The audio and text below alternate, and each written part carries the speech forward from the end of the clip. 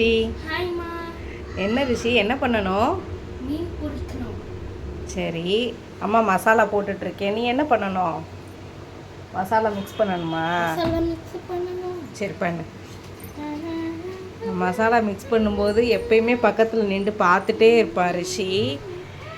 இன்றைக்கி நான் பண்ணுறேன்னு கேட்டான். சரி, ஒரு மீனை மிக்ஸ் பண்ணுன்னு சொல்லி கொடுத்துருக்கேன். ஐயோ, இரு இரு இரு, இன்னும் மீன் இருக்குது. இதை எடுத்து போட்டு இப்படி பண்ணணும். கையெல்லாம் நல்லா கழுவ சொல்லிட்டேன். நல்லா கழுவிட்டான். 2 கையுமே தேய்ச்சி கழுவிட்டான். கழுவிட்டு இப்போ மிக்ஸ் பண்ணிகிட்ருக்கான்.